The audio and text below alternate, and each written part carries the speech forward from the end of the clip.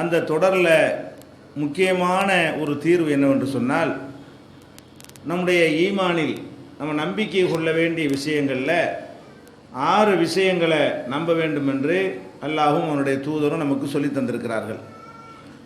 அந்த 6 என்ன என்று சொன்னால், அல்லாஹுவை நம்புவது, வானவர்களை மலக்குமார்களை நம்புவது, வேதங்களை நம்புவது, வேதத்தை கொண்டு வந்த தூதர்களை நம்புவது, அதே போல் 5வதாக இறுதி நாளை இந்த உலகம் அழிக்கப்படும், திரும்ப அல்லாஹ் உயிராக்குவான் என்று நம்புவது, 6வதாக ஒல் கத்ரி ஹைரிஹி ஒ ஷர்ரிஹி மினல்லாஹி தாலா, விதியை நம்புவது, நன்மை தீமை எல்லாமே அல்லாவின் புறத்திலிருந்தான் வருகிறது. இந்த 6ம் சேர்ந்திருந்தால் தான் ஒருத்தர் மூமினாக இருக்க முடியும். அப்போ அல்லாஹை நம்புவது மற்ற 5 விஷயங்களில் நமக்கு பெருமளவுக்கு குழப்பங்கள் வராது. அல்லாஹை நம்புறது, மலக்குகளை நம்புறது, எப்படி நம்பணும்னு சொல்கிறாங்களோ அப்படி நம்பிட்டு போயிடுவோம். ஆனால் இந்த 6வதாக சொல்லப்பட்டிருக்கக்கூடிய விதியை நம்பணும் என்ற விஷயத்தை பொறுத்த வரைக்கும் அது ஒரு வகையில் பார்த்தா அதுவே குழப்பமாக தோற்றமளிக்கும். இன்னொரு வகையில் பார்த்தா எல்லா விதமான குழப்பங்களுக்கு அதுதான் தீர்வாகவும் இருக்கும். ஒரு வகையில் பார்த்தீங்கன்னா இந்த விதிங்கிற ஒரு கான்செப்ட் இருக்குது இல்லையா, அது ஒரு குழப்பத்தினுடைய ஒரு தோற்றமாக நமக்கெல்லாம் தென்படும். ஏன் குழப்பமாக தென்படுது என்று கேட்டால், குர்ஆன்லையும் ஹதீஸ்லையும் 2 விதமான கருத்தை சொல்லக்கூடிய வகையில் வசனங்கள் செய்திகள் அடங்கி இருக்கின்றன. அது என்ன 2 விதம் என்று சொன்னால், இப்போ ஒரு மனிதன் நல்லவனாக இருக்கிறான். நல்லவனாக இருப்பதற்கு காரணம் அவனுடைய நல்ல செயலா, அவனுடைய நல்ல எண்ணமா, அல்லது அந்த மாதிரி அவன் படைக்கப்பட்டிருக்கிறானா என்று கேட்டால் 2 தாண்டு இஸ்லாத்தில் சொல்லப்பட்டிருக்கிறது. அதாவது ஒன்று சொன்னால் குழப்பம் வராது. நீ நல்லவனாக இருப்பதற்கு காரணம் என்னவென்று சொன்னால், அப்படி நான் ப்ரோக்ராம் பண்ணி வச்சுருக்கிறேன், அப்படி எழுதி இருக்கிறேன், எழுதினவன் தான் நல்லவன் ஆக முடியுமே தவிர நான் யாரை நல்லவன் எழுதலையோ அவன் நல்லவனாக இருக்க முடியாது அப்படின்றும் குர்ஆனில் இருக்கிறது. இன்னொரு பக்கம் பார்த்தீங்கன்னா, நீ நல்லவனாக இருக்கிறதுக்கு உன்னுடைய நடவடிக்கை தான்ப்பா காரணம், உன்னுடைய செயல் தான் காரணம் அப்படின்னு எதில் இருக்குது? குர்ஆனில் 2 கருத்துமே குர்ஆனில் இருக்கிறது.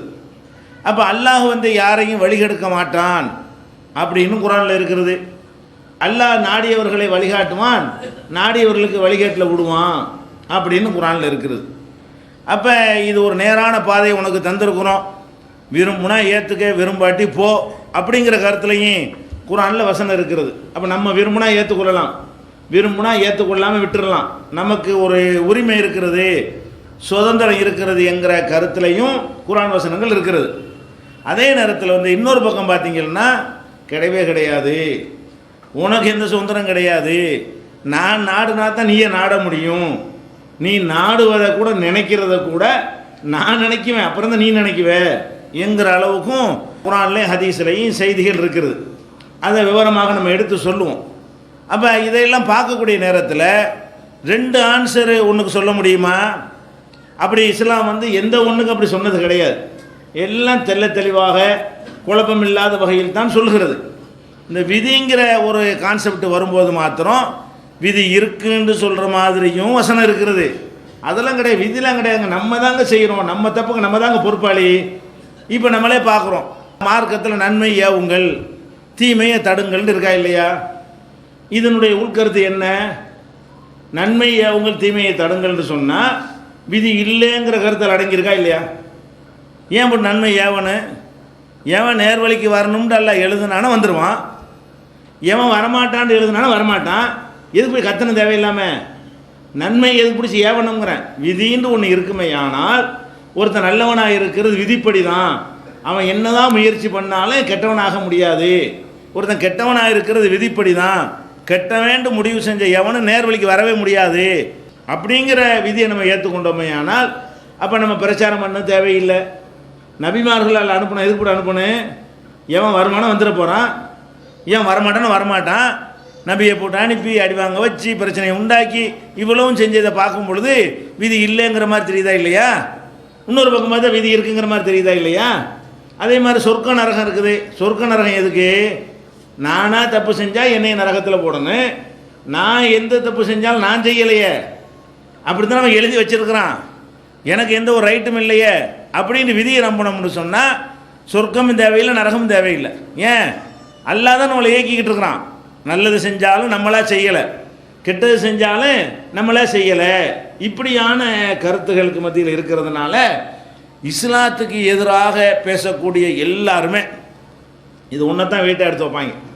இஸ்லாத்தை விமர்சிக்கிறவன் இஸ்லாத்தினுடைய கடவுள் கொள்கை, அதனுடைய சட்டத்திட்டம், வேறு எதையும் வாய் திறக்க இயலாது. சில விஷயங்களில் பெண் உரிமை இந்த மாதிரியான விஷயங்களில் வாயை திறந்தாலும் அதை விட சிறந்த பதில் நம்ம இடத்துல இருக்கிறது. இஸ்லாத்தில் என்ன உண்டு? எந்த மாதிரியான கேள்வி அவன் கேட்டாலும் அதற்கெல்லாம் பதில் சொல்லக்கூடிய நிலை இருக்கிறது. ஆனால் இந்த விதி விஷயம் வரும்போது மாத்திரம் குர்ஆனை விமர்சிக்கக்கூடிய இணையதளங்களில் போய் பார்த்தீங்கன்னா இதை எடுத்து போட்டு முரண்பாடு, இஸ்லாத்தில் முரண்பாடு, அல்லாஹ் நான் நேர்வழி காட்டுவேங்கிறான், இல்லை நீ தாண்ட நேர்வழிக்கு வருவேங்கிறான், அல்லாஹ் யாரையும் வழிகேட்டில் விடமாட்டாங்கிறான், யாரையும் வழிகேட்டில் நான் தான் விடுறேங்கிறான், இது என்ன, இதான் மார்க்கமா, இதான் உங்களுடைய இறை வேதமா என்றெல்லாம் கூட இணையதளங்களுக்குள்ளே நீங்கள் நுழைஞ்சு பார்த்தால் கூட இந்த விதிங்கிற ஒரு விஷயத்தை எடுத்துக்கொண்டு தான் பெரிய விவாத பிரதிவாதங்களும் இஸ்லாத்தை அது இறைவனுடைய சொல்லு இல்லை, இறை மார்க்கம் இல்லை என்று காட்டுவதற்கும் இதை பயன்படுத்துகிறார்கள். மேலோட்டமாக பார்க்கும் பொழுது அது ஒரு குழப்பத்தை எல்லாத்துக்கும் ஏற்படுத்தும். மேலோட்டமாக பார்க்கும் பொழுது என்ன செய்யும்? ஆமாம், இது விதி இருக்கு நம்புறதா இல்லைன்னு நம்புறதா? இருக்குன்னு நம்புனா இல்லைங்கிற கருத்துள்ள வசனங்களை மறுக்கிற மாதிரி வரும். இல்லைன்னு நம்புனா விதி இருக்குன்னு சொல்லுத அந்த மாதிரியான வசனங்களை எல்லாம் மறுக்கக்கூடிய நிலைமை ஏற்பட்டுரும். இப்போ இதில் எப்படி நம்ம புரிந்து கொள்வது என்பதை அறிந்து கொள்வதற்கு முன்னாடி இது பற்றி சில வசனங்களை உங்களுக்கு தொட்டு காட்டுறோம். குர்ஆனிலிருந்து அப்படி சில வசனங்களை சொல்லி காட்டினால் உங்களுக்கு புரியும். உதாரணமாக 3வது அத்தியாயத்தில் 176வது வசனத்தில் அல்லாஹ் சொல்கிறான். என்ன சொல்கிறான்னு கேட்டால், இவர்களுக்கு ஒரு வழிகட்ட ஒரு கூட்டத்தை பற்றி, காஃபிரான கூட்டத்தை பற்றி அல்லாஹ் பேசும் பொழுது, இவர்களுக்கு மறுமையில் எந்த பாக்கியமும் இருக்கக்கூடாது என்று அல்லாஹ்வாகிய நான் நாடித்தான் இவங்களை இந்த கதிக்கு ஆளாக்கியிருக்கிறேன். இவங்களை கெட்ட செயலில் நான் விட்டது காரணம் என்னன்னு கேட்டால், நரகத்தில் போடணும் முடிவு செஞ்சுட்டேன். இவங்களை நரகத்தில் போடணுன்னு முடிவு செய்யும் பொழுது அவன் அப்படி தானே செஞ்சாகணும், அப்படி தான் அவன் நடக்கணும், நான் தான் அதை செய்கிறேன். ஒருத்தன் கெட்டவனாக இருக்கிறான்னு சொன்னால் வேணும்னு அவனை கெட்ட செயலை செய்ய வச்சு அதுக்கப்புறம் நான் நரகத்தில் போட போகிறேன். இந்த கருத்து 3வது அத்தியாயத்தில் 176வது வசனத்தில் இருக்குது. அதே மாதிரி சில கெட்டவர்களை பற்றி பேசும்போது எல்லாம் சொல்கிறான்னு கேட்டால், லம் யுரிதில்லாஹு அன் யுத்தஹிர குலூபஹும், அவங்களுடைய உள்ளங்களை தூய்மைப்படுத்த அல்லாஹ் நாடவில்லை, தூய்மைப்படுத்தக்கூடாதுன்னு அல்லாஹ் நான் நினைக்கிறேன். அதனால் அவன் என்ன தான் கர்ணம் போட்டாலும் அவன் நல்வழிக்கு வரவே மாட்டான். அப்போ எல்லாமே ஏன் நாட்டப்படி தாங்கிறான் அல்லாஹ். ஒருத்தன் நேர்வழிக்கு வந்தாலும் அவனாக பிளான் பண்ணி உழைத்து முயற்சித்து வர முடியாது. ஒருத்தன் வழிகட்டு போனாலும் அவனாக நினச்சி திட்டமிட்டெல்லாம் வழிகட முடியாது.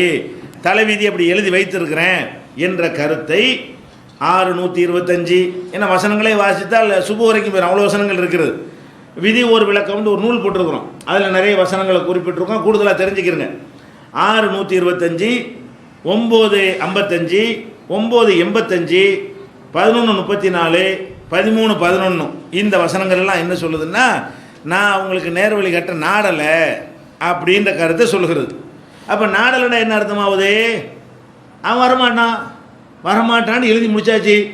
அல்லாவே நேர்வழிக்கு வரமாட்டான்னு நாடி இருக்கும்போது எப்படி வருவான்? அவன் வர முடியாது. அதே மாதிரி நான் யாருக்கு நேர்வழி கொடுக்க நாடுறேன்னா அவனுக்கு நேர்வழி காட்டுவேன், யாரை வழி எடுக்க நாடுறேன்னு நான் வழி எடுத்து விட்ருவேன். நான் தான் ரெண்டையும் செய்கிறேன். அல்லாஹ் சொல்கிறான் இன்னொரு இடத்துல எந்த சொல்கிறான்னு கேட்டால், மை யஷையில்லாஹு யுதுலில்ஹு, அல்லாஹ் யாரை நாடுகிறானோ, யார் விஷயத்தில் நாடுகிறானோ அவனை வழிகேட்டில் விட்டு விடுகிறான். ஒமை யஷ, யாரை நாடுகிறானோ யஜ்அல்ஹு அலா சிராத்தி முஸ்தகீம், நேரான பாதையில் அவனை வழி நடத்துகிறான். அப்போ நான் நாடியவர்களுக்கு நேர்வழியில் கொண்டு போகிறேன், நாடியவர்களை தவறான பாதையில் கொண்டு போகிறேன். நீ முயற்சி பண்ணிலாம் நேர்வழிக்கு வர இயலாது அப்படின்னா நமக்கு எந்த சுதந்திரம் இல்லைன்னு விளங்குதா? நமக்கு எந்த ரைட்டும் கிடையாது. அல்லாஹ் நமக்கு ஹிதாயத்து கொடுக்க நாடுனா தான் நம்ம நல்லவனாக இருக்க முடியும். அல்லாஹ் ஹிதாயத்து கொடுக்க நாடலைன்னு சொன்னால் என்ன தான் முயற்சி பண்ணினாலும் நம்ம நல்லவன் ஆக முடியாது என்ற கருத்தை 6:39, 6:35, 6:107, 6:112, 6:137, 10வது அத்தியாயம் 99வது வசனம், 11வது அத்தியாயம் 118 119 வசனங்கள், 16வது சூரா 19வது வசனம், 19வது சூறாவில் 93வது வசனம், 42வது அத்தியாயத்தில் 8வது வசனம், 32வது அதிகாரத்தில் 13வது வசனம், 6 111 74 56 76 30 81 29 6 149 இதில் எல்லாத்துலையும் என்ன இருக்குன்னு கேட்டால், நான் நாடியவனுக்கு நான் நேர் வழி காட்டுவேன், நாடியவனை வழிகாட்டில் விட்டுருவோம், நான் தான் ரெண்டையும் செய்கிறேன், உங்கள் ஒன்றுமே கிடையாது. இதெல்லாம் எதை சொல்லுது? மனிதனுக்கு சுதந்திரம் இல்லைங்கிற கருத்தை சொல்லுது இந்த வசனங்கள் எல்லாமே. அதே மாதிரி ஒருத்தனை வழி கெடுக்கிற நான் தானேங்கிறான்ல, ஒருத்தன் வழிகட்டு போயிட்டான், அவன் எங்கே வழிகட்ட? நானில் வழிகெடுக்கிறேன், நான் வழிகெடுக்க நினைத்து விட்ட பிறகு நீ நேர் வழி காட்டி விடுவாயா? இந்த கருத்தில் எல்லாம் கேட்குறான். அது துரியதூன அன் தகுதூமன் அல்லல் எல்லாம், அல்லாஹ் யாருக்கு வழிகெடுத்து விட்டானோ அவனுக்கு நீங்கள் நேர் வழி காட்டிடுவீங்களோ? நான் வழிகேட்டில் விடணும்னு நினச்சி முடிவு பண்ணியிருக்கிறேன், நீ எப்படிப்பா நேர் வழி காட்டுவ? வழிகேட்டில் கொண்டு தள்ளுறதே நான் தான் என்கிற கருத்தை.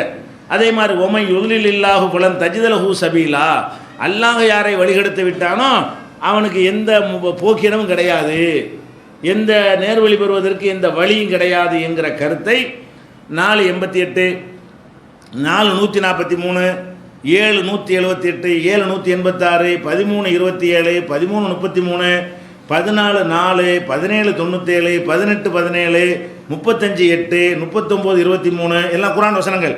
39 36 40 33 42 44 42 46 74 31 இது எல்லாத்திலும் எல்லாம் என்ன சொல்கிறான்னு கேட்டால், நான் ஒருத்தனுக்கு வழிகெடுத்திருக்கும் பொழுது நீங்கள் நேர்வழி காட்ட இயலுமா? அவன் நேர்வழிக்கு வந்துடுவானா? அப்படின்னா என்ன அர்த்தம் வழங்குதுன்னா, எவனுக்கும் அவன் சுதந்திரமாக ஒன்றும் செய்ய முடியாது, அல்லாஹ் நினச்சபடி தான் ஓடிட்டு இருக்கணுமே தவிர, நம்மளே கெட்ட செயல் செய்ய நினச்சோன்னு வைங்க, அல்லாஹ் செய்ய மாட்டேன்னு எழுதுனான்னு வைங்க, நம்மளால் செய்ய இயலாது.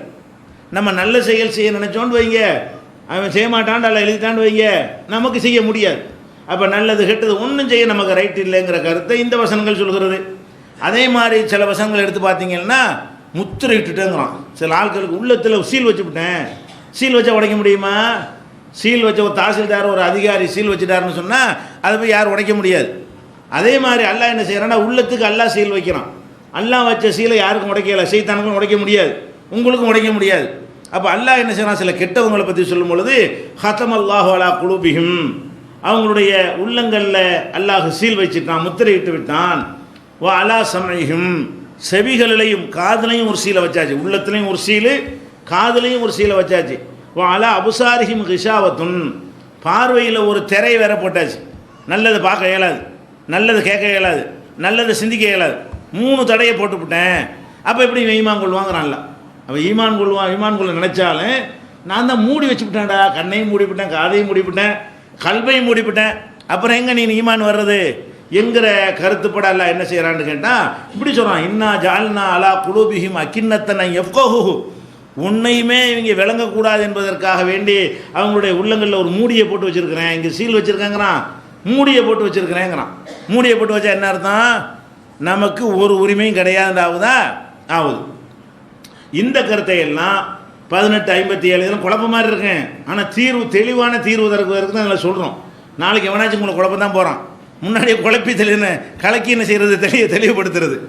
அப்போ 1857 2 7 39 6 47 23 6 25 6 46 7 100 7 101 9 87 9 93 10 74 16 108 17 46 30 59 47 16 63 3 40 35 42 24 45 23 ஆகிய வசனங்களில் சீல் வச்சுட்டேங்கிறான். எல்லாருக்கும் உள்ளத்தில் கெட்டவனுக்கெல்லாம் காவிராக இருக்கிறான்னா அவனாக இருக்கிறான், 4 மூடி விட்டு வச்சுருக்கிறேன், 4 சீல் அடிச்சு விட்டேன், அப்புறம் எப்படி அவன் நேர்வழிக்கு வர்றது அப்படின்னு சொல்லிட்டு அவன் நேர்வழிக்கு வராமல் இருக்கிறதுக்கு அவன் அல்ல காரணம், நான் தான் காரணங்கிறல்ல. அவன் வழிகெட்டு போனதுக்கு, காபிரா போனதுக்கு, சைத்தானா போனதுக்கு காரணம் யார்? அவன் இல்லை, நான் தான் அப்படிங்கிற கருத்தை இது இந்த மாதிரியான வசனங்கள் எல்லாம் எல்லாம் சொல்லி காட்டுகிறான். இது ஒரு வகையாச்சா. இந்த மாதிரி கருத்து நிறைய இருக்குது. நம்முடைய குர்ஆன் தமிழாக்கத்தை நீங்கள் எடுத்து பார்த்தா கூட என்ன செய்யும், பொருள் அட்டவணைன்னு கொடுத்துருப்போம். குர்ஆன் தமிழாக்கத்தில் பார்த்தீங்கன்னா பொருள் அட்டவணைன்னு இருக்கும். அதில் அல்லாவை நம்புதல்னு ஒரு தலைப்பு இருக்கும், கொள்கைங்கிற அடிப்படையில். விதியை நம்புதல்னு ஒரு தலைப்பு கொடுத்துருப்போம். அதில் இந்த கருத்தை சொல்கிற வசனங்களையும் பட்டியல் போட்டிருப்போம். அந்த கருத்தை சொல்கிற வசனங்களையும் பட்டியல் போட்டு இதோடு கூடுதலாக இருக்கும். நான் மிக குறைவாகத்தான் தொட்டு காட்டியிருக்கிறோம். இந்த விதி கிடையாதுங்கிற கருத்தை சொல்கிற வசனங்களுக்கும் பட்டியல் அதில் போட்டிருக்கிறோம்.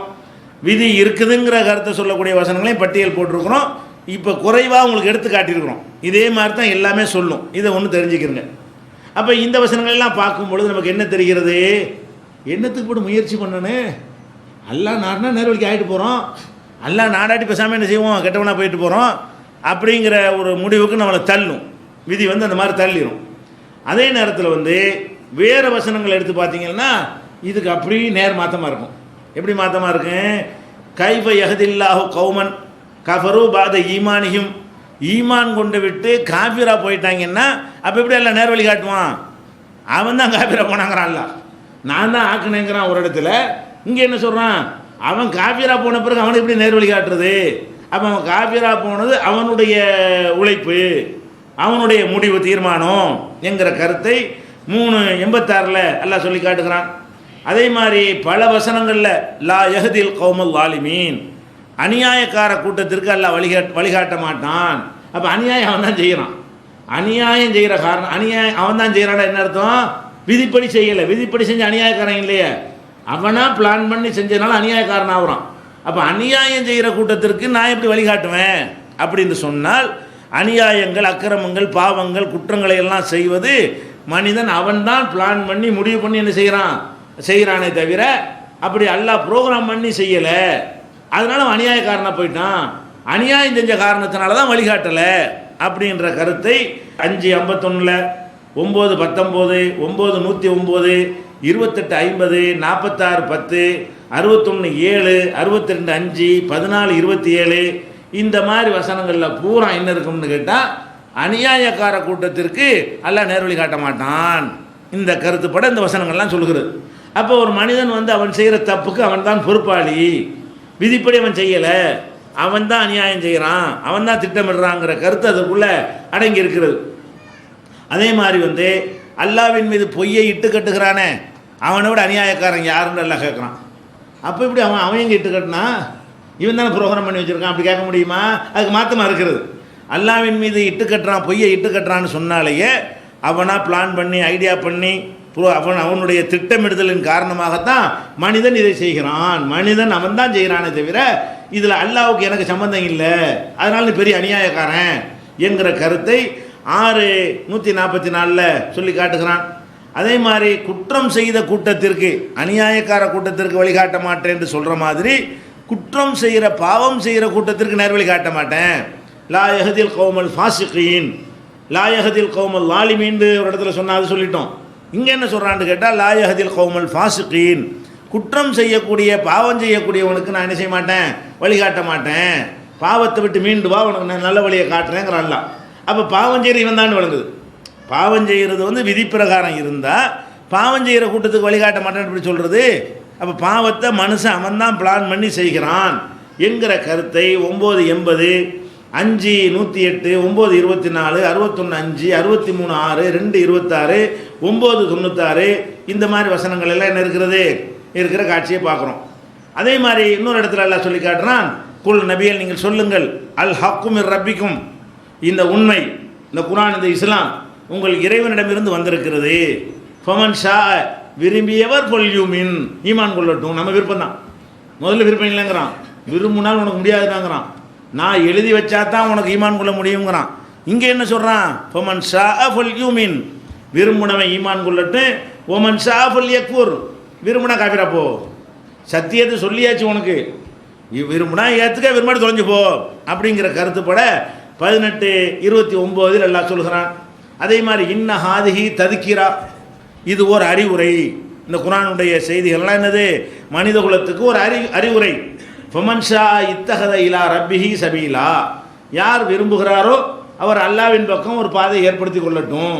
விரும்பலைன்னா சைத்தானின் பக்கம் தொலைஞ்சு போ, நீ தான் முடிவெடுக்கிறேங்கிறான்ல. நான் அறிவுரையை சொல்லிவிட்டேன், விளங்கி சிந்திச்சு ஏற்றுக்கிறது உன் வேலை.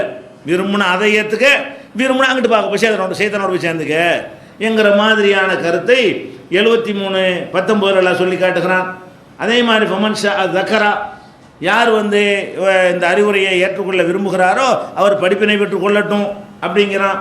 அதே மாதிரி இந்த கருத்தில் ஃபமன்ஷா இத்தகத இலா ரப்பிஹி மஹாபா, விரும்பியவர் இறைவன் பக்கம் ஒரு வழியை ஏற்படுத்தி கொள்ளட்டும். இந்த மாதிரி கருத்துப்பட 18 29 73 19 74 55 80 12 78 39 ஆகிய வசனங்கள்ல எல்லாம் இந்த கருத்தை சொல்கிறான். உன் இஷ்டம்தான், நீ தான் முஸ்லீமான ஆகுற, நீ தான் காஃபிர் ஆகுற, நீ தான் நல்லவனாகிக்கிற, நீ தான் கெட்டவன் ஆகுற, நீ தான் பாவம் செய்கிற, நீ தான் நன்மை செய்கிற, உன் முடிவுப்பா எல்லாம், உனக்கு ஃப்ரீடம் கொடுத்தாச்சு, உனக்கு சுதந்திரம் கொடுத்தாச்சு என்ற கருத்து இதெல்லாம் இருக்கிறது.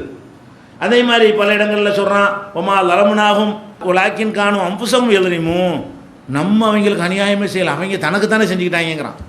பாவம் செஞ்சவனை பற்றி சொல்லும் பொழுது நானா செஞ்சேன், அவன் தனக்கு தானே அநியாயம் செஞ்சுக்கிட்டான் என்று எல்லாம் என்ன செய்கிறான், பாவம் செஞ்சவர்களுடைய பாவத்திற்கு நான் பொறுப்பு இல்லை, நான் காரணம் இல்லை என்று அவன் விதியை மறுக்கிறான். அல்லவே கிடையாது, நீ தானே பொறுப்பு, உன்னை தண்டிக்கத்தானே செய்வேன் அப்படிங்கிறான். இது 43 76 இருக்கிறது. அதே மாதிரி ஒமல்லாஹு யுரீது துல்முன் லில் இபாத், எந்த ஒரு அடியானுக்கும் அல்லாஹ் அநீதியை நாடவே மாட்டான். அவனை வழிகட்டில் விடுறது, அவனை பாவியாக்குறது அநீதி தானே, அநியாயத்தை நான் நாடவே மாட்டேன், நான் நேர்மையானவன் அப்படிங்கிற கருத்தையும் அல்லாஹ் எதில் சொல்கிறான், 40 31 வசனத்தில் சொல்லி காட்டுகிறான். அதே மாதிரி மன்கான யுரீது ஹர்தல் ஆஹிரா, யார் மறுமையுடைய விவசாயத்தை விரும்புகிறாரோ நசீதுலஹு ஃபி ஹர்திஹி, அந்த விவசாயத்தில் நம்ம என்ன செய்வோம், அதிகப்படுத்தி கொடுப்போம். ஒமன்கான யுரீது ஹர்தத் துன்யா, இந்த உலகத்தினுடைய விவசாயத்தை அவர் விரும்பினாரையானால் நூத்திஹி மின்ஹா, அதை அவருக்கு கொடுப்போம். விருப்பம் அவருக்கு தான், சாய்ஸ் அவருக்கு தான். அதை விரும்பினா அதை திறமை, இதை விரும்பினா இதை திறமை, நீ ஒழுங்கானது விரும்பு, நீ நல்லது ஆசைப்படு, நல்லதை முயற்சி பண்ணு என்று இது சொல்லி காட்டுகிறது. அதே மாதிரியான இந்த கருத்துப்பட 9 70 10 44 11 101 16 33 16 118 18 49 18 59 29 40 39 இந்த வசனங்கள்லாம் சொல்லப்பட்டிருக்கிறது. அதே மாதிரி அவங்கவுங்க செஞ்ச செயலுக்கு அவங்க தான் பொறுப்பாளி என்ற கருத்திலும் குரானில் வசனங்கள் இருக்கிறது. அப்போ இந்த கருத்தையெல்லாம் வச்சு பார்க்கக்கூடிய நேரத்தில் விதி இருக்குன்னு நம்ப வேண்டி இருக்கிறது, அதுவும் குரானில் தான் இருக்குது. நம்ம தாங்க விதி இல்லைங்கிற மாதிரி தாங்க நம்ம செயல்படணும் என்கிற மாதிரி என்ன இருக்குது, நமக்கு ஒரு குழப்பம் ஏற்படுகிறது.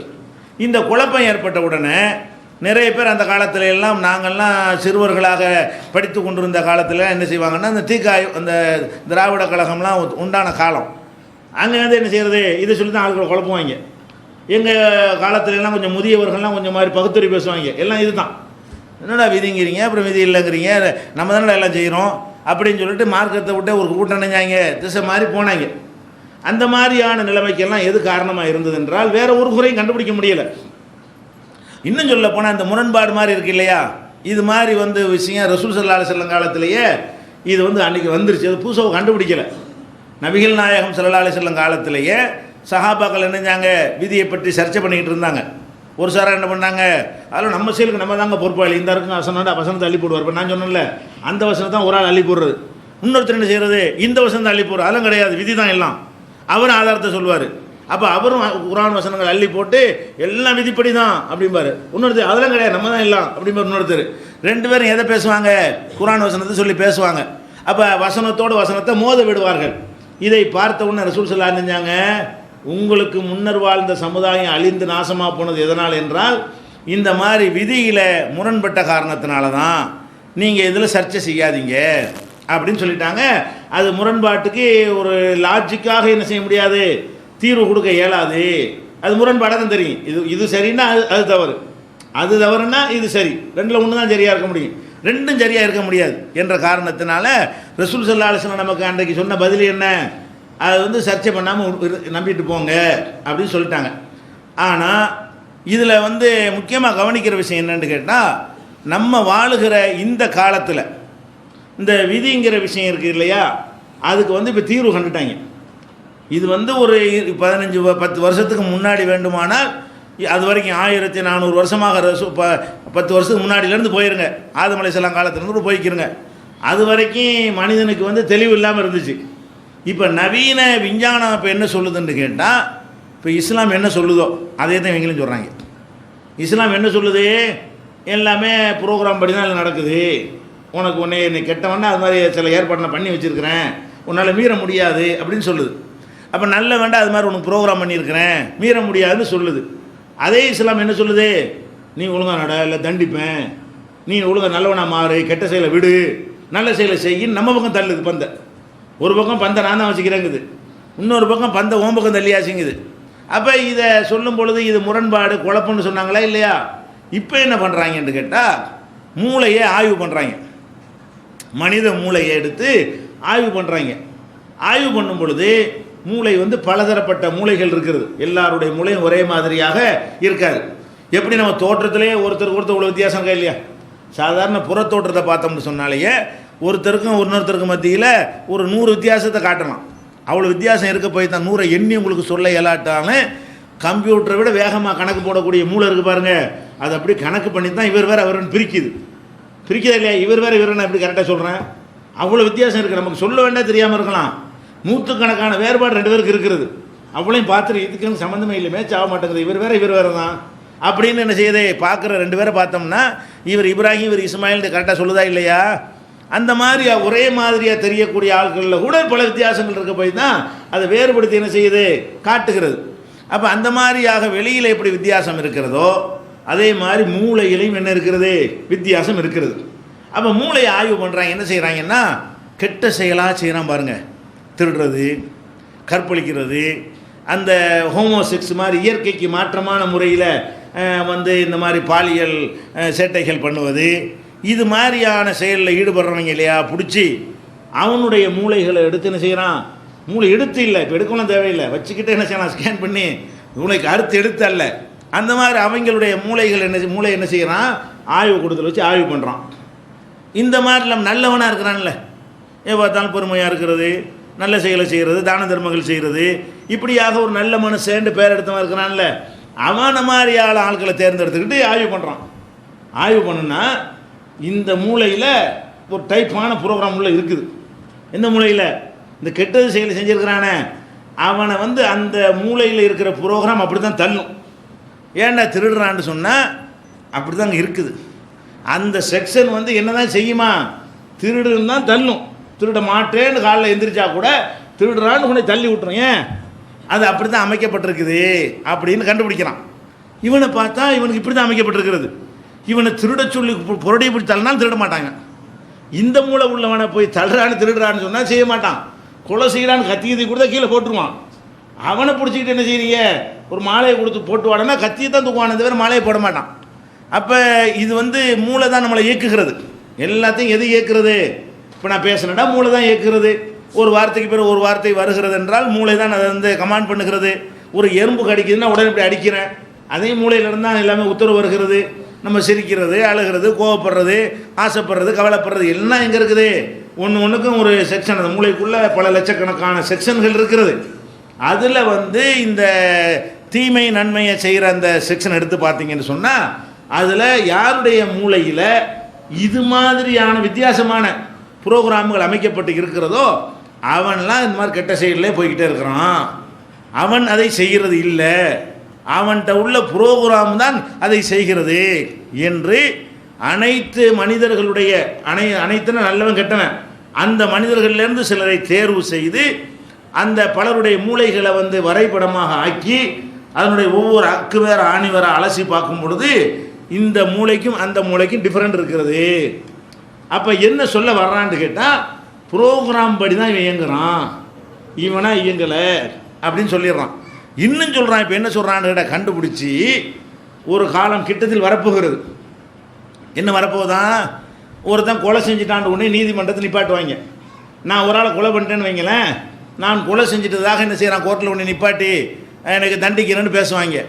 அப்போ மனுஷன் என்ன செய்வான்? நான் கொலை செஞ்சவன் அவனுடைய மூளை இருக்குல்ல, அதனுடைய வரைபடம் இருக்கு இல்லையா, அந்த ஸ்கேன் ரிப்போர்ட்லாம் எடுத்துகிட்டு போய் கோர்ட்டில் போடுவான். நான் எங்கடா செஞ்சேன்? இப்படி தான் ப்ரோக்ராம் இருக்குது, என்னை போய் தண்டிக்க போகிறேன்? நானா செஞ்சேன்? நானே பிளான் பண்ணினேன்?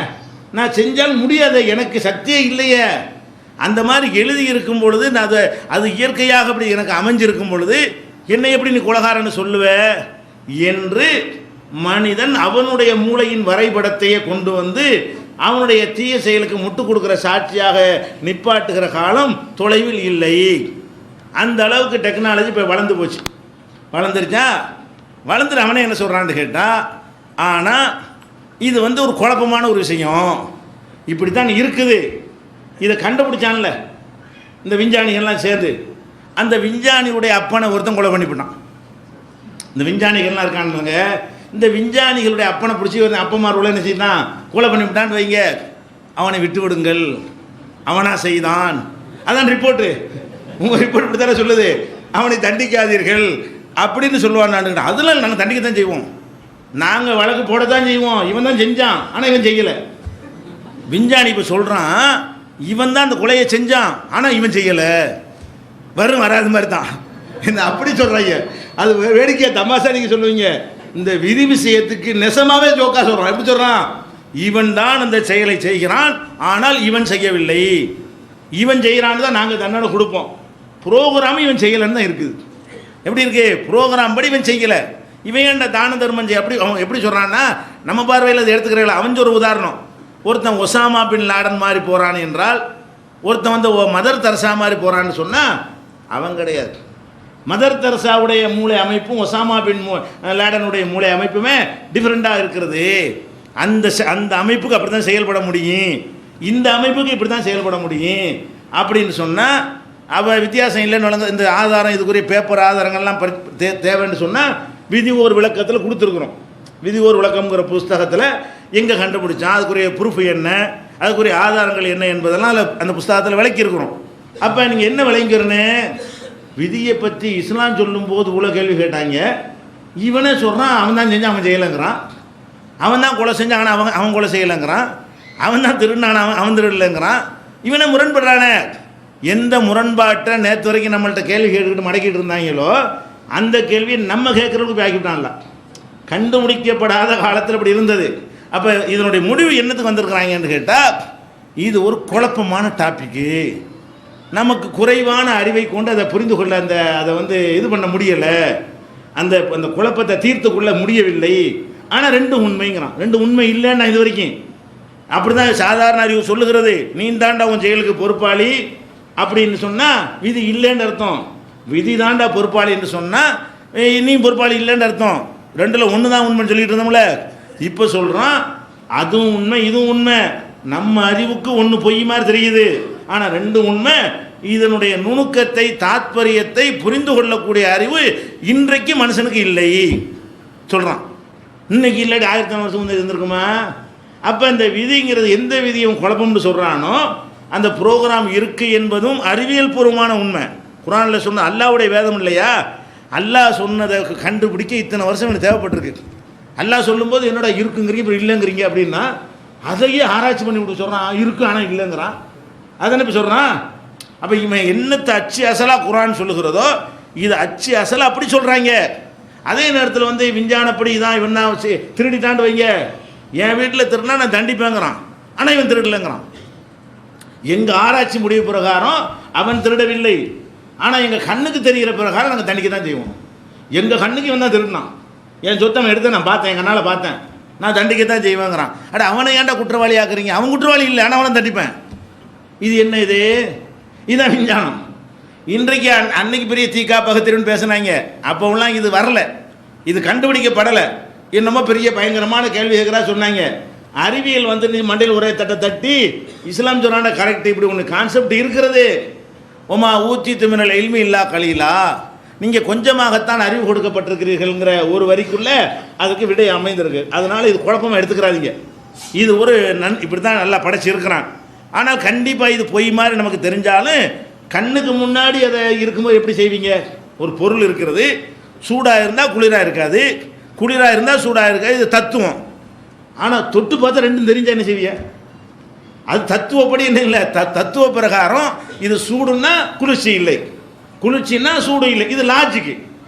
ஆனால் ஒரு பொருளை கொண்டாந்து வைக்கிறாங்க, தொட்டால் சூடாகவும் இருக்குது, என்ன செய்யுது, அது குளிர்ச்சியாகவும் இருக்குது, அவங்க உங்கள் தோலுக்கு தெரியுது, விரலுக்கு தெரியுது. அப்போ எப்படி பொய்யுமீங்க? தெரியுத பந்தத்தை இருக்குதே இருக்காது, லாஜிக் சொல்லுது, மூளை சொல்லுது. எனக்கு தெரியுத சூடாகவும் இருக்குது குளிர்ச்சியாகவும் இருக்குதே, ஒரு நேரத்தில் ரெண்டுமாவும் இருக்குதே. அப்படி ஒன்று இருந்தால், அப்படி ஒன்று நம்ம கண்ணு முன்னாடி இருந்தால் அப்போ நம்ம என்ன செய்வோம்? புரியலை, ஏதோ ஒன்று இருக்குது நமக்கு புரியலை, அப்படி தான் நீங்கள் விதியை எடுத்துக்கொள்ள வேண்டும். இப்போ டாபிக் வருவோம். அப்போ விதி இந்த முரண்பாடாக இருக்குது, நீங்கள் குழம்பாதீங்க. விதி இருக்கிற அறிவியல் பூர்வமாக சயின்ஸ் பூர்வமாக நிரூபிக்கப்பட்டு விட்டது. ஆனால் அந்த விதி என்பது எதுக்காக வேண்டி அல்லாஹ் செஞ்சேன்ற சொல்கிறான் பாருங்க, அதான் முக்கியமானது. இந்த விதின்னு ஒன்று இருக்குதே, விதியை நம்பிக்கிட்டு வீட்டில் சோம்பி கடன் நான் சொல்லவே இல்லை. நீ பாட்டு சம்பாரிச்சிக்க, நீ நீ வணக்க வழிபாட்டுக்கு முயற்சி பண்ணு. விதியை இஸ்லாம் எப்படி நமக்கு சொல்லுதுன்னு கேட்டால், நடந்த விஷயம் இருக்குல்ல, நடந்த விஷயத்துக்கு தான் விதியை நம்பணும். நடக்க போகிறதுக்கு விதியை பற்றி பேசக்கூடாது. நடந்துருச்சுல, அப்போ விதி தெரிஞ்சு போயிடுது. நேற்று வாப்பா செத்து போயிட்டாரு, அது விதி. நாளைக்கு அது தெரியாது, அது விதி கிடையாது. நம்ம என்ன செய்யணும், முயற்சி பண்ணணும். இப்போ சென்ற நிமிடம் வரைக்கும் உள்ளதில் என்னுடைய விதி என்னன்னு எனக்கு தெரியும். என்னுடைய விதி என்ன, 3/4 மணி நேரமாக நின்றுக்கிட்டு இருக்கணும்னு என்னுடைய விதி, அப்படி சொல்லலாம்ல. ஆனால் அடுத்த 1/4 மணி நேரம் நிற்பேனா தெரியாது, புசுக்குன்னு போனாலும் போயிடுவேன். வணங்குதா, 3/4 மணி நேரம் ஓடி போச்சு, நான் 3/4 மணி நேரம் என்னுடைய விதி நான் அடித்து சொல்ல முடியும். உங்களுடைய விதி என்ன, 3/4 மணி நேரம், கடந்த 3/4 மணி நேரத்து விதி என்னன்னு கேட்டால் உட்காந்துக்கிட்டு இருக்கிறது விதி, அதான் விதி. ஏன் தெரிஞ்சு போச்சுல, அடுத்த 1/4 மணி நேரத்து விதி தெரியாது. அப்போ எந்த செகண்டு நம்மளை கடந்து விட்டதோ அப்போ நம்முடைய விதி என்னன்னு தெரிந்து விடுகிறது.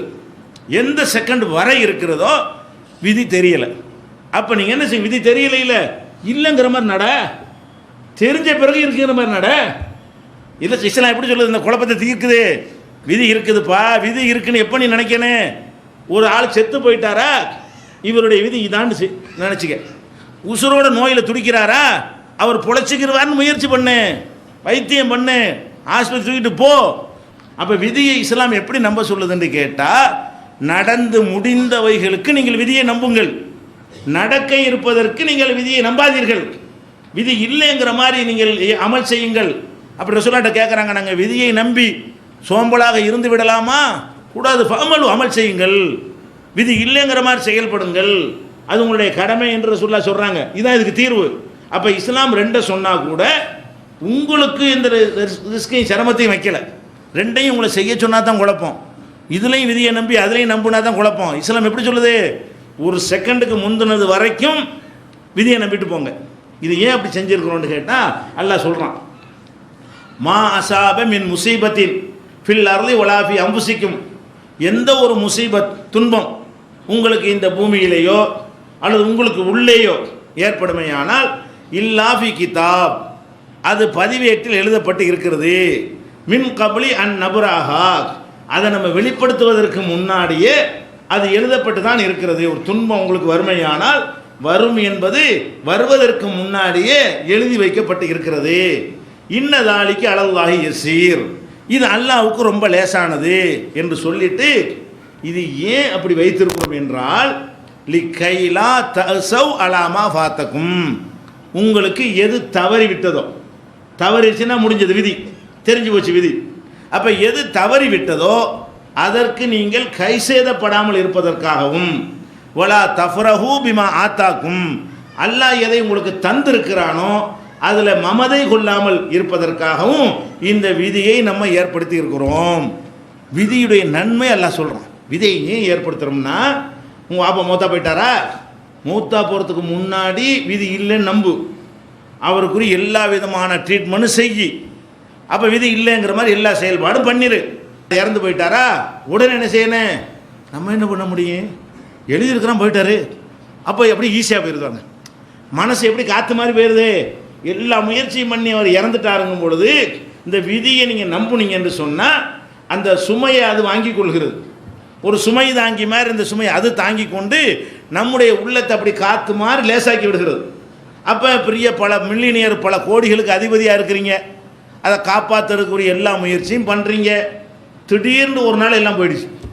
ஒரு நாள் நினைஞ்சிருச்சு, ஒரு சுனாமி வந்துச்சு, ஒரு ஏதோ ஒன்று வந்து தீ பிடிச்சி, ஏதோ ஒன்று வந்துச்சு, அதில் கொள்ளைக்காரன் வந்தான் திருடிட்டு போயிட்டான்னு ஏதோ ஒன்று நடந்துச்சு, ஒன்றும் இல்லாமல் போயிட்டீங்க. இப்போ போனால் என்ன ஆகும், போயிடுச்சே அதோ மண்டல் ஆயிடுவான். இதையே நினச்சிக்கிட்டு ஒருத்தன் இருந்தான்னு சொன்னால் அவன் லைஃப் அதோடு தொலைஞ்சு போயிடுச்சு. அப்போ விதின்னு ஒன்று அவன் நம்பினா என்ன நினைப்பான் தெரியுமா, சரி இப்படி எல்லாம் எழுது நடந்து போச்சு, என்ன செய்ய, நம்ம என்ன செய்ய முடியும், இப்படி தான் நல்லா எழுதியிருக்கான்னு தெரிஞ்சு போச்சுல, யாரெல்லாம் நீ எழுதுனது யாருக்கு மீற முடியும், இப்படி சொல்லி பாருங்க, உங்களுக்கு அப்படியே அமைதி. எந்த விதியை மனக்குழப்பத்துக்கு காரணமாக சொல்கிறானோ அதுதான் மருந்தாகவே இருக்கிறது. முள்ளால் எடுக்கிறதுமா பாருங்களேன் ஹோமியோபதியில், அந்த கான்செப்ட் பிரகாரம் எல்லாம் என்ன செய்கிறான், குழப்பத்தினால் எடுக்கிறான். குழப்பம் மாதிரி தெரியுதா, அதாண்டா மருந்து, அதாண்டா நீ அதை போய் நோய்ங்கிற மருந்தே என்னதான், அதுதான் மருந்தே இருக்கு. நீ விதியை நம்புனேன்னு சொன்னால் உனக்கு எல்லா குழப்பம், எந்த இழப்பு வந்தாலும் என்ன செஞ்சிருவேன், இது நம்மை மீறிய ஒரு பெரிய இடத்து விஷயம், இப்படி எழுதப்பட்டு இருக்கிறது, இது என்ன இருந்தாலும் நடந்தே தான் தீரும், இதை எந்த ஒரு பெரிய டாக்டராக இருந்தாலும் நீ கோடி கோடியாக செலவழித்தாலும் உன்னால் முடியாது அப்படிங்கிறது அவர் இறந்த பிறகு தெரியுது. அதை ஏற்றுக்க, அந்த உண்மை நம்பிக்கை அப்படின்னு சொல்லி அல்லாஹ் 57வது அத்தியாயத்தில் 22, 23 வசனங்களில் இந்த விதின்னு ஒன்று உங்களுக்கு தந்தது எதுக்கு தெரியுமா? இதை தரலைன்னா மற்ற மதத்துக்காரங்க மாதிரி நீங்கள் மனக்குழப்பத்துக்கால அப்பா இறந்துட்டாங்கிறதுக்காக வேண்டி அல்லது கொண்டாட்டி மூத்தா போயிட்டதுனால புருஷன் செத்து போயிட்டதுனால எல்லாத்தையும் தொழிலை விட்டுருவான், கடைக்கு போக மாட்டான், அப்படியே தள்ள கழிச்சு உட்காந்துருப்பான். ஒரு நாளைக்கு வந்தால் சரி, 2 நாளைக்கு உட்காந்தா சரி, மாதக்கணக்கில் உட்காந்தா அது வாழ்க்கையாது, அப்புறம் நிம்மதி இருக்குமா அவனுக்கு? ஆனால் இஸ்லாத்தை ஒருத்தன் ஏற்றுக்கொண்டு விதியை நம்பினான்னு வைங்க, ஒரு நாளைக்கு அந்த கவலை இருக்கு. 3 நாள் இஸ்லாம் லிமிட் பண்ணுது, 3 நாளைக்கு கவலைப்படலாம், 3 நாளைக்கு கவலைப்படு, 4வது நாள் எந்திரிச்சிக்கிட்டு என்ன செய்யணும், பழையபடி கடைக்கு போகணும், தொழிலுக்கு போகணும், அப்படி போய்கிட்டு இருக்கணையே. இந்த விதி நம்பிக்கை நம்மளை அந்த மாதிரி ஆக்கிவிடும். இன்னும் சொல்ல போனால் அறிவியல் பூர்வமாக, விஞ்ஞான பூர்வமாக, சோதனை பூர்வமாக நிரூபிக்கப்பட்ட ஒரு உண்மையை உங்களுக்கு பலமுறை சொல்லி இருக்கணும். என்ன உண்மை என்று கேட்டால், இந்தியாவிலேயே கேரளாவில் தான் படித்தவங்க அதிகம்.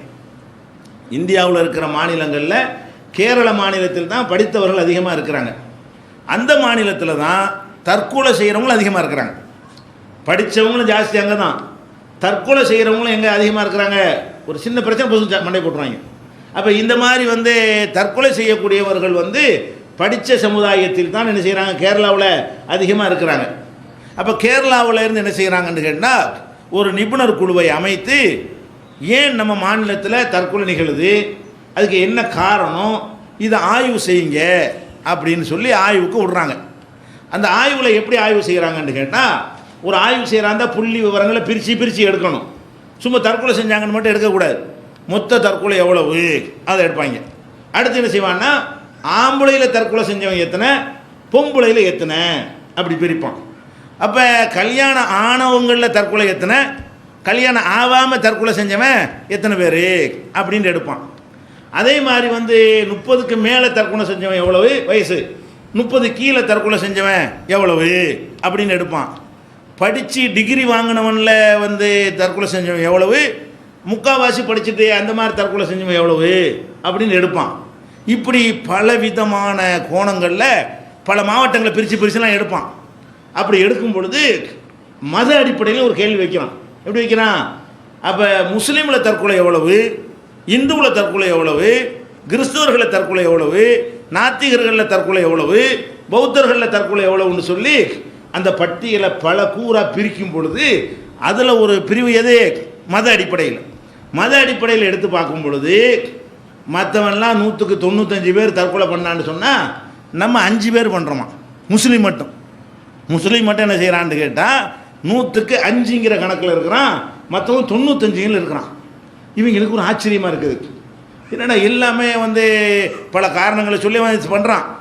இது அவன் வியப்பாக இருந்து செய்கிறது, முஸ்லீம்கள் ஏன் கம்மியாக தற்கொலை செய்கிறாங்க, அவங்கள தற்கொலையிலேருந்து தடுப்பதற்கு என்ன காரணம், எதனால் அவங்களுக்கு தற்கொலை உணர்வு வரமாட்டேங்குது அப்படின்னு சொல்லும் பொழுது அதை ஒரு பிரத்யேகமாக அதுக்கு போய் ஆய்வு செய்கிறான். ஆய்வு செஞ்சால் அதில் என்ன சொல்கிறான்டா, அவங்களுக்கு மத நம்பிக்கைன்னு ஒன்று சொல்லி கொடுத்துட்றாங்க சின்ன வயசுலேயே. அதில் அந்த விதிங்கிற அந்த கான்செப்டை அவங்க எல்லாம் கடவுளுடைய நாட்டப்படி நடக்கிறது என்பதை பதிய வச்சிடுறாங்க. அந்த விதியை நம்புகிற காரணத்தினால் எந்த துன்பம் ஏற்பட்டாலும் எல்லாம் கடவுளுடைய சித்தப்படின்னு சொல்லி என்ன செய்கிறாங்க, உளப்பூர்வமாக அப்படி அதை எடுத்துக்கொள்கிறார்கள் துன்பங்கள் வரும் பொழுது. அதனால் அவங்க சாவுறது இல்லை. இந்த தற்கொலை செய்கிறதுனால பெரிய பயங்கரமான குற்றமாக அவங்க மார்க்கத்தில் சொல்லப்பட்டிருக்கிறது. அதனால் இப்படி பல காரணங்களை சொல்லி அவங்களுடைய மத நம்பிக்கை தான் என்ன செய்கிறது, தற்கொலை செய்வதை தடுக்குதுங்கிறான். அப்போ இந்த விதிங்கிறது என்ன குழப்பம் வந்தாலும் நீங்கள் என்ன முடிவுக்கு வந்துடுனே, இந்த குழப்பத்தை நீ இதுக்கு இடிஞ்சு நீ போயிடாத, இதுக்காக நொந்து போயிடாத, நீ தோல்வி அடைந்தால் நீ தோல்வி அடையலை, நீ அடைஞ்சிருந்தானப்போ உன்னை உறுத்துது, நீ அடையலையே அப்படி எழுதியிருக்கிறான்.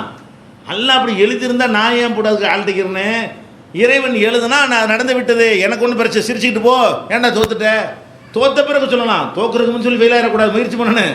தோத்த பிறகு கேட்டான்னு சொன்னால் எல்லாம் எழுதிட்டு நான் என்ன பண்ணுறது, எல்லாம் எழுதியிருக்கிறான் அப்படி சொல்லிப்பார். அப்போ சமூகத்தில் நடமாடினா அல்லான்னு ஒன்று இருக்கான் இல்லைங்க, நம்ம என்னங்க செய்யறோம்னு சொல்லிப்பார். அப்போ உன்னுடைய கௌரவம் பாதிக்குமா, அப்படி 5 நிமிஷம் சொல்லிட்டு போயிட்டு இருக்கலாமே. ஏன் மார்க் கம்மியாக வாங்கினேன்னு கேட்டால் என்ன செய்யணும்? அதுக்கு நான் என்ன பண்ணுறது? அல்லாஹ் அப்படி செஞ்சுட்டான். நான் நல்லா தான் படித்தேன், அல்லாஹ் அது மாதிரி அமைச்சிருக்கிறான். அந்த கேள்விகள் எனக்கு தெரிஞ்ச கேள்வி வராமல் ஆக்கிவிட்டான், தெரியாத கேள்வி வந்துருச்சு, நான் தோற்று போயிட்டேன். என்னப்பா பெருசு பெரிய விஷயம்ப்பா, இதுக்கு ஏன் பாழ்த்திக்கிறீங்க?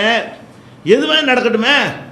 அப்போ எல்லாமே மௌத்தாக இருக்கட்டும், நோயாக இருக்கட்டும், வறுமையாக இருக்கட்டும், பல தோல்விகளாக இருக்கட்டும், என்ன விதமான இழப்புகள் வந்தாலும் வந்து முடிஞ்ச பிறகு நம்ம செய்ய வேண்டிய வேலையை நம்ம கரெக்டாக செஞ்சிட்டோம், நமக்கு மிஞ்சின ஒரு சக்தி இருந்து கொண்டு இந்த வேலையை செய்திருக்கிறது அப்படி நினைத்தோமையானால் இதுக்கு மிஞ்சின ஒரு ஆறுதல் இருக்கா, மருந்து இருக்குமா?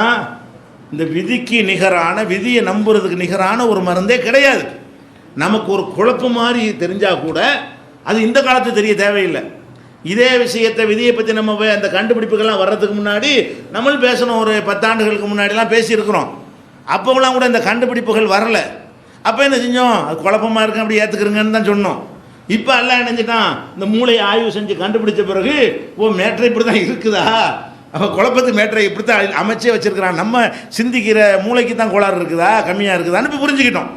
அப்போ அந்த மாதிரியான ஒரு அடிப்படையில் நம்ம விளங்கி பார்க்கும் பொழுது விதியை நம்புதல், 6 விஷயத்தை நம்ப சொல்லுது மார்க்கம். பாருங்கள், அல்ல 5 விஷயத்தை குழப்பம் இல்லாமல் நம்பிடுறீங்க.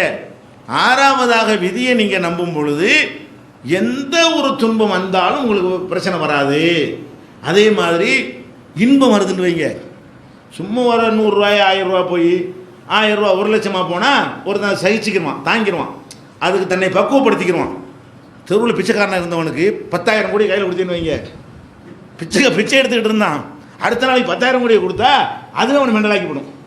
ஏன்? அந்த இன்பத்தை படிப்படியாக என்ன செய்யணும், சுமந்தா தான் அது மூளை கொஞ்சம் கொஞ்சமாக பக்குவம் அடையும். அந்த இன்பமே அதிகமாக வந்தால் சில சந்தோஷ செய்தி கேட்கும் பொழுது நீங்கள் ஜனாதிபதி ஆகிட்டலாமலன்னு ஒருத்தன் போய் சொன்னீங்கன்னு வைங்க, அட்டாக்கும் செத்து போயிடுவான். ஏன்? நெசமாகவே ஆகிட்டான்னு வைங்க, அவனுக்கு தாங்கலை, நான் எப்படி ஆனேன், எப்படி நடந்துச்சுன்னு கேட்பான். அந்த இன்ப அதிர்ச்சியில் நினைஞ்சிடறான், மண்டையை போட்டுறான். அப்போ அதுக்கு மருந்துங்கிறான்ல, நல்லா என்ன செய்கிறான், உனக்கு துன்பங்கள் ஏற்படும் போது மாத்திரம் இப்படி செஞ்சிடாத, இன்பங்கள் வந்தால் கூட என்ன செய்யணும், கோடி சொன்னான் அப்படி தான் எழுதி வச்சுருக்கானா, நம்ம முயற்சி என்னங்க இருக்குது, எல்லாம் எழுதி தான் ஓகே அப்படின்னு நினச்சி பாரு. எவ்வளோ பெரிய இன்பம் வந்தால் உங்களுக்கு தாங்க முடியுமா இல்லையா? பிச்சைக்காரன் கோடீஸ்வரனா போனால் கூட அவன் என்ன நினைக்கணும், சரி நம்ம பிச்சைக்காரனாக இருக்கிறோம், நம்ம கோடீஸ்வரனா ப்ரோக்ராம் நம்ம என்ன பண்ண ஒன்றுமே பண்ணலை, எல்லாம் அப்படி எழுதி வச்சுருந்தா ஓகே விடு இப்படி நினச்சி பார்த்தோம்னு சொன்னால் அப்போ இன்பம் 2 அல்ல சொல்கிறான். அப்படி சொல்கிறான், லி கைலா தசவ் அலாமா பார்த்தக்கும், உங்களுக்கு ஏற்பட்ட துன்பங்களுக்கு நீங்கள் வந்து கை சேதப்படக்கூடாது என்பதற்காகவும், வலா தஃப்ரஹு பிமா ஆத்தாக்கும், அவன் உங்களுக்கு தந்திருக்கிறானே அதில் நீங்கள் மமதை கொள்ளாமல் இருப்பதற்கு. மமதை வந்தால், மண்டக்கணம் வந்தால் அதுவும் ஹார்ட் அட்டாக் தான், அதுவும் மனசுக்கு பெரிய அதிர்ச்சியை குழப்பத்தை ஏற்படுத்தியே தீரும்.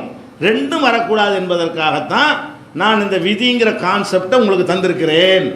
அந்த விதிங்கிற ஒரு அமைப்பை உண்டாக்கி இருப்பது எதுக்குன்னு கேட்டால் உன்னுடைய மனக்கவலையை மாற்றுவதற்கு மருந்தாகத்தான் என்று இந்த காரணத்தை நல்லா சொல்லித்தர்றான். குர்ஆன்ல என்ன செய்யறான், விதியை நான் ஏற்படுத்தின காரணம், அதனால எல்லாத்துக்குமே நீங்கள் என்ன செய்யுங்க, ஒரு தீர்வு வரலன்னு சொன்னால் விதியில் எதுக்கு பாரத்தை போட்டு பாருங்கள், நடந்து முடிஞ்ச பிறகு சரி இல்லை இப்போ அதான் விதி, நம்ம என்ன பண்ணுறது, எல்லாம் நாடிட்டான், எழுதி வச்சிருக்கிறான், பிறக்கிறதுக்கு முன்னாடி கருவறையில் இருக்கும் பொழுதே நமக்கு இதான் நடக்கும்னு எழுதி வச்சுவிட்டான்.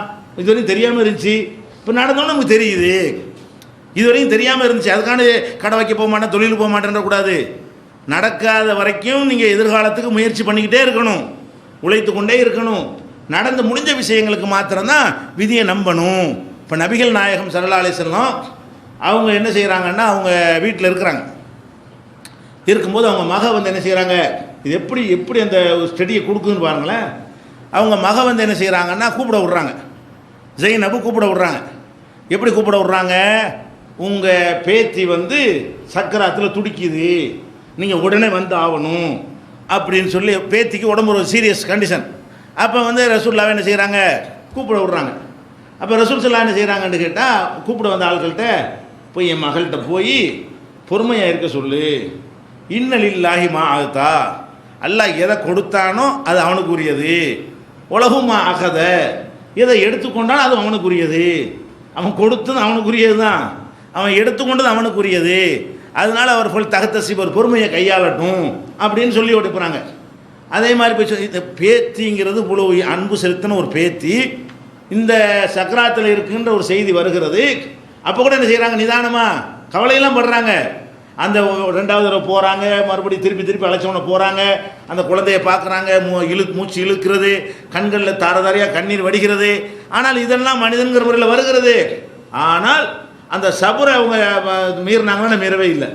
ஏன் கத்துறீங்க, ஏன் அழட்டிக்கிறீங்க, நல்லா நானும் நடக்குது, அவன் நாடியதை எடுத்துக்கொள்வான், அவன் எதை வேணாலும் செய்வான் என்று சொல்லி அந்த நிதானத்தை அங்கே கடைப்பிடிச்ச சம்பவத்தையெல்லாம் பார்க்குறோம். இது அவங்களுக்கு மாத்திரம் உள்ளது கிடையாது. இந்த மாதிரி நாமும் நம்பினோமே ஆனால் நம்மளுக்கு என்ன செய்யும், இதே மாதிரியான ஒரு உறுதிப்பாட்டை இந்த விதியின் மீது உள்ள நம்பிக்கை ஏற்படுத்தும். அதனால் விதியை நம்புதல் என்பதில் இந்த குழப்பத்தை யாராவது உண்டாக்குவார்களே ஆனால் அது சயின்டிஃபிக்கான முடிவுடான்னு சொல்லுங்கள். விதியில் குழப்பம் இருந்தான்னா நீ மத அடிப்படையில் கேட்குறியா அறிவியல் பூர்வமாக கேட்குறியான்னு கேளுங்க. மத அடிப்படையில் கேட்டீங்கன்னு சொன்னால் எல்லா மதத்துலையும் விதி இருக்கிறது. நம்ம மதம் மாதிரி தெளிவாக இல்லையே தவிர எல்லாம் ஈசன் செயல், தலைவிதி எல்லாமே என்ன இருக்கிறது, இருக்கத்தான் செய்கிறது. நீ அறிவியல் பூர்வமாக கேட்டீங்கன்னா உனக்கு அறிவியல் இன்னொருக்கா படிச்சுட்டு வா, உன் அறிவியல் தான் இருக்கிறது. இன்றைக்கு உள்ள அறிவியல் என்ன இருக்கிறது, எது நடந்தாலும் அந்த மனிதனுடைய மூளை அமைப்பின்படி தான் மனிதன் செயல்படுகிறான். அவனை மீறி ஒரு சக்தி அவனை இயக்கி கொண்டு இருக்கிறது, அதனால் அவனுக்கு ப்ரோக்ராமாக அமைக்கப்பட்டிருக்கிறது என்று இப்போ கண்டுபிடிச்சிருக்கிறான். அப்போ அதன் அடிப்படையில் பார்த்தோம்னா கேள்வி கேட்க இயலாது. அப்போ நம்ம தெளிவாகிடுறோம். இந்த மாதிரியான ஒரு குழப்பமான நிலையில் தான் நல்லா இதை படைச்சு வச்சிருக்கிறான், நம்ம குழம்பு தேவையில்லை. அதே நேரத்தில் அதில் ஒரு நன்மையை அடைஞ்சு கொள்கிறோம். இந்த தற்கொலை கம்மியாக இருக்கிற சமுதாயமாக இருக்கிறோம். நம்மளை மாதிரி இந்த மாதிரி ஒரு மூத்து விட்டு போனால் உங்களுக்கு தெரியுங்க, மூத்து விட்டு போனீங்கன்னா மண்ணை வாரி வீசிக்கிட்டு அந்த அவங்களுக்கு தாங்க முடியாமல் என்னெல்லாம் பண்ணுறாங்கன்னு பார்த்துருக்கிறீங்களா? தலையை விரிச்சு போட்டுக்கிட்டு முஸ்லீம் மூத்துக்கு போனாலும் பொம்பளை, இதே பொம்பளை, அதுவும் பொம்பளை தானே. இந்த மாதிரி தலைவரி கோலமாக வந்துக்கிட்டு ஒப்பாரி வைக்கிறலாம் பார்க்குறோமா? இல்லை. வேறு சமுதாயத்துக்கு போனீங்கன்னா கட்டி புரடுறது என்ன, அடிக்கணும் இப்படி மண்டையை அடிச்சுக்கிறது என்ன, போய் செவத்தில் முட்டுறது என்ன, மண்டை உட்டையும் அந்த துன்பத்தை தாங்க முடியாமல் கடவுளை திட்டுறது என்ன, அந்த மாதிரி எல்லாம் எல்லாத்தையும் போட்டு இது பண்ணுறதுலாம் அதுதான் என்ன இருக்கு. ராசா நீ போயிட்டா நான் என்ன செய்வேன், எனக்கு யார் இருக்கிறா, நான் அப்படின்லாம் நினைப்பாங்க. ஒரு முஸ்லீமுக்கு அப்படி நம்ம நினைக்கிறோமா? யாராவது அதிகபட்சமாக கொஞ்சம் ஒப்பாரி வைப்பாங்களே தவிர இந்த வேறு மதத்துக்காரங்க பண்ணுறக்கூடிய இந்த மாதிரியான சேட்டைகள்லாம் ஒன்றுமே இருக்காது. ரொம்ப அசால்ட்டாக என்ன செய்கிறாங்க, கொஞ்சம் ஒப்பாரி வேண்டாம், அது கூடாது. மார்க்கத்தில் தௌஹீது கொள்கையில் இருக்கிறவங்க ஒப்பாரி வைக்க மாட்டாங்க. அது இல்லாத கொஞ்சம் லேசாக ஒப்பாரி வச்சுருவாங்களே தவிர மண்டையை உடைச்சிக்கிறது அந்த மாதிரிலாம் செய்ய மாட்டாங்க. நார்மல் ஒடியாந்துடுறோம். அப்போ நம்மளை ஓரளவுக்கு அல்லாவுடைய கிஃப்டாக இந்த விதிங்கிற நம்பிக்கை எல்லாம் தந்திருக்கிறான். இது அனைத்துக்கும் ஒரு அருமருந்தாக இருக்குங்கிறத புரிந்து கொண்டீர்களே ஆனால் பெரும்பாலான மனக்குழப்பம் தீர்ந்துவிடும். இனி இது பொதுவான மருந்துகள், பொதுவாக விதியை மனக்குழப்பத்திற்கான மருந்துகள். இனி ஒவ்வொரு விஷயமாக நம்ம என்ன செய்யணும், நாளையிலிருந்து எடுத்துக்கொள்கிறோம். நோய் என்றால் அதை எப்படி ஃபேஸ் பண்ணுவது, வறுமை என்றால் எப்படி, இப்படி ஒவ்வொரு தோல்வி என்றால் எப்படி, எல்லாத்தையும் தனித்தனியாக மார்க்கத்தில் என்ன செய்கிறது, அதை தனித்தனியான ட்ரீட்மெண்ட்டும் மார்க்கத்தில் சொல்லப்பட்டிருக்கிறது. அந்த விஷயங்களை இன்ஷா அல்லாஹ் என்ன செய்வோம், நாளையிலிருந்து பார்ப்போம். அஸ்ஸலாமு அலைக்கும். திருக்குர்ஆன் தமிழாக்கம் பி ஜெய்னுலாபிதீன். அனைவருக்கும் புரியும் எளிய நடை, தேவைப்படும் வசனங்களுக்கு தெளிவான விளக்கங்கள், கலை சொற்களின் விளக்கங்கள், திருக்குர்ஆன் எவ்வாறு அருளப்பட்டது, எவ்வாறு தொகுக்கப்பட்டது என்பது குறித்து முழுமையான விளக்கம், நபிகள் நாயகம் ஸல்லல்லாஹு அலைஹி வஸல்லம் காலம் முதல் இன்று வரை குர்ஆன் பாதுகாக்கப்பட்ட வரலாறு, திருக்குர்ஆன் இறைவனின் வார்த்தைகள் என்பதற்கான அடுக்கடுக்கான ஆதாரங்கள், முந்தைய பதிப்புகளை விட மெருகூட்டப்பட்ட செய்திகள், கூடுதலான பக்கங்கள், அழகிய வடிவமைப்பு, உயர்தரமான பைண்டிங், விலை ரூபாய் 330 மட்டுமே. வெளியீடு மூன் பப்ளிகேஷன், நம்பர் 83/3, முதல் மாடி, மூர்தரு, மண்ணடி, சென்னை 1. போன் 65690810.